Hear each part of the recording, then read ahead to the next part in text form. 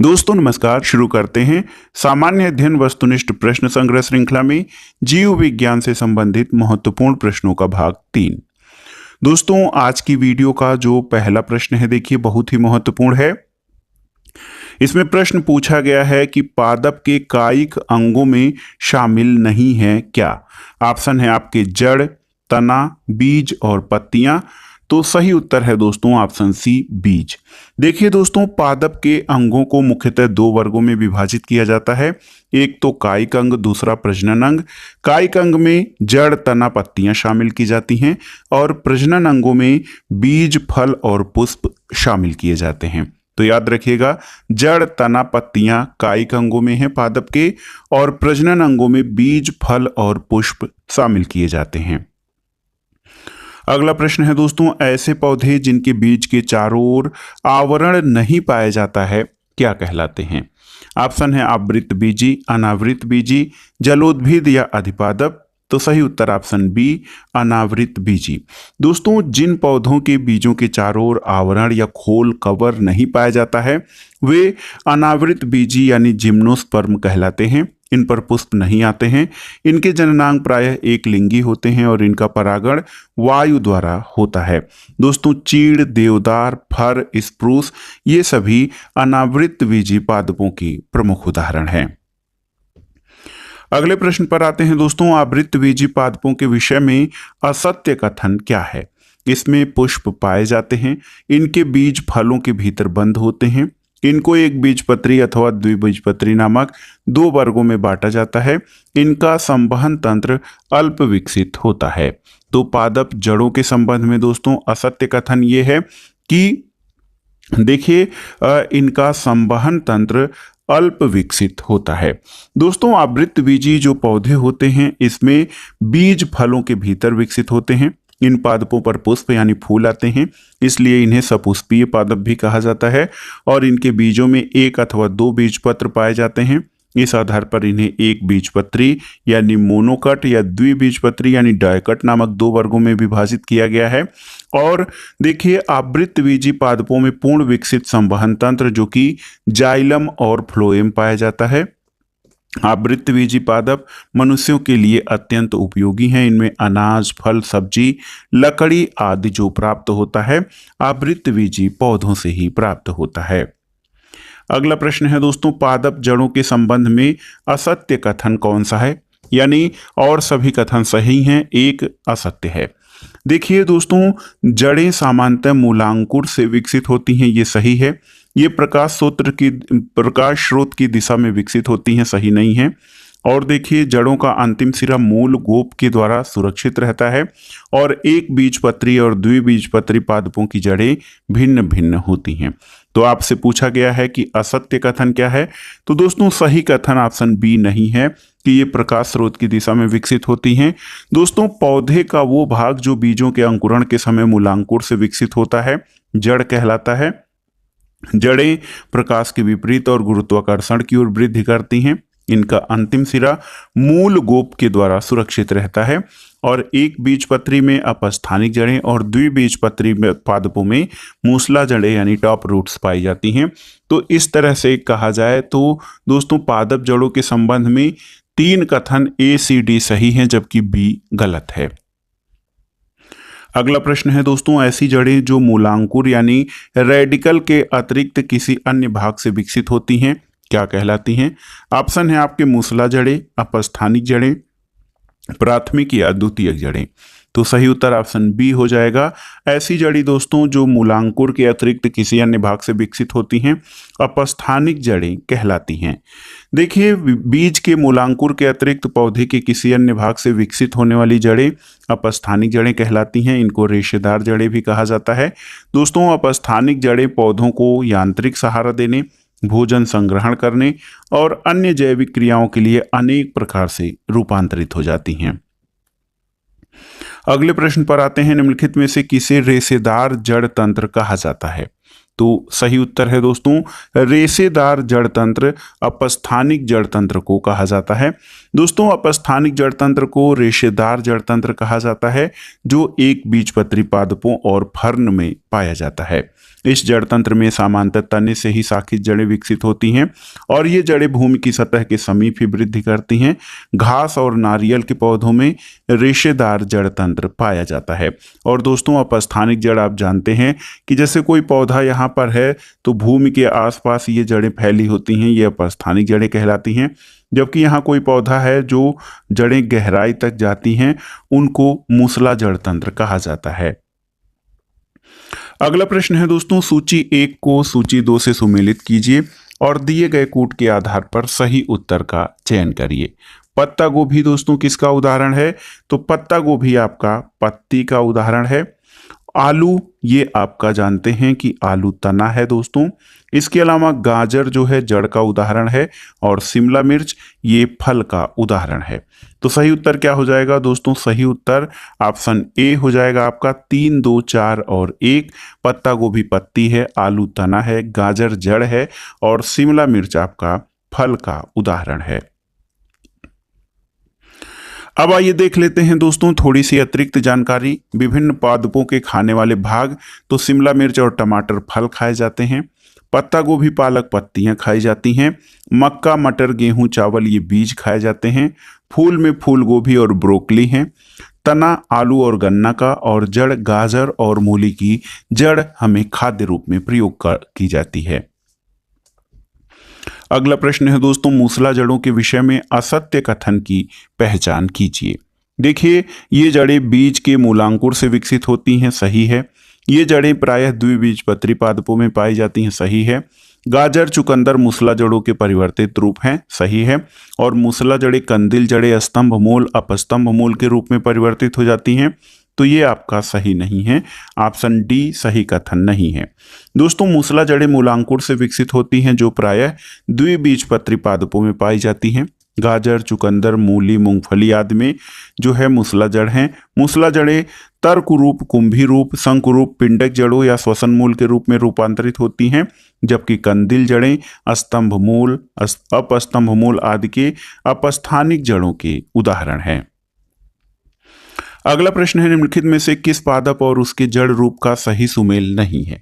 देखिए दोस्तों, डहेलिया पुलकित जड़ें सही सुमेलित है, बरगद रबर ये स्तंभ मूल सही सुमेलित है, मक्का और गन्ना अपस्तंभ मूल सही सुमेलित है, आम और अदरक कंदिल जड़ें सही सुमेलित नहीं है, क्योंकि आम और अदरक और हल्दी ग्रंथिल जड़ों के उदाहरण हैं और ये अपस्थानिक जड़ों के रूपांतरित स्वरूप हैं जिनमें जड़ें फूलकर मांसल हो जाती हैं। तो आम और अदरक में दोस्तों कंदिल जड़ें नहीं बल्कि ग्रंथिल जड़ों के उदाहरण हैं। अगला प्रश्न है, विश्व का सबसे छोटा और सबसे बड़ा पुष्प क्रमशः कौन सा है? तो सही उत्तर है दोस्तों, विश्व का सबसे छोटा पुष्प बुल्फिया और सबसे बड़ा पुष्प रेफ्लेशिया है। तो याद रखिएगा, विश्व का सबसे छोटा फूल बुल्फिया, जिसे वाटरमील अथवा डकवीड भी कहा जाता है, यह एक जलीय पौधा है जो जल पर तैरता रहता है।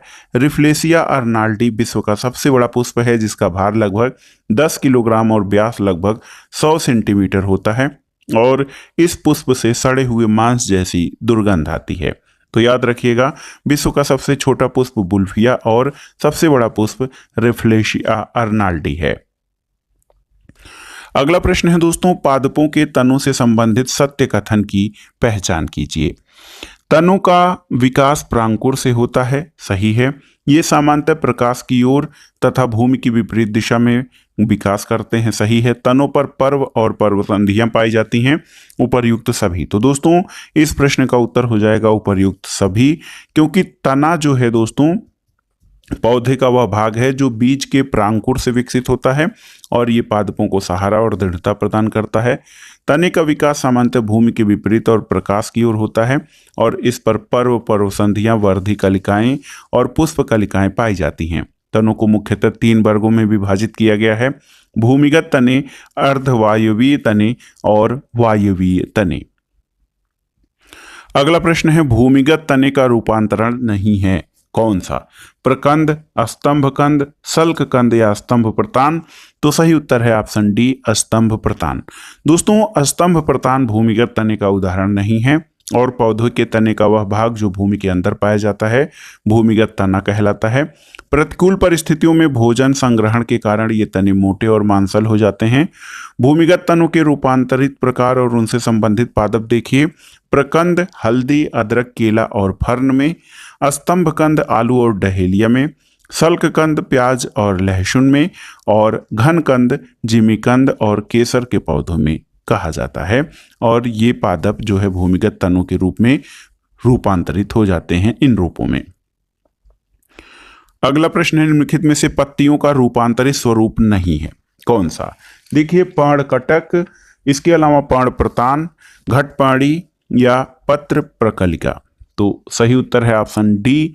दोस्तों, पत्र प्रकलिका या बोल्डर जो है ये पत्तियों का रूपांतरित स्वरूप नहीं है। पत्तियां सामान्यतः हरी, चपटी और पतली संरचना वाले पादप अंग हैं जो प्रकाश संश्लेषण करके पौधों के लिए भोजन का निर्माण करते हैं। कुछ विशिष्ट कार्यों के संपादन के लिए पत्तियों का रूपांतरण हो जाता है, जैसे पर्णकंटक, पर्णप्रतान, पर्णाभवृंत, हुक, सल्क, घटपाणी, ब्लैडरवर्ट, चूषक, कंटक और पुष्पीयन अंग। इसमें पत्र प्रकलिका शामिल नहीं है। अगला प्रश्न है दोस्तों, विश्व का सर्वाधिक ऊंचा पौधा कौन सा है? ऑप्शन है यूकेलिप्टस, पीरियोकार्प्स, पोलिएल्थिया और टेक्टोना। तो सही उत्तर ऑप्शन ए यूकेलिप्टस। दोस्तों, यूकेलिप्टस पुष्पीय वृक्षों में सर्वाधिक ऊंचा वृक्ष है। ये अत्यधिक मात्रा में जल का अवशोषण करता है और उससे उस स्थान पर जल की कमी हो जाती है और भूमि बंजर होने लगती है।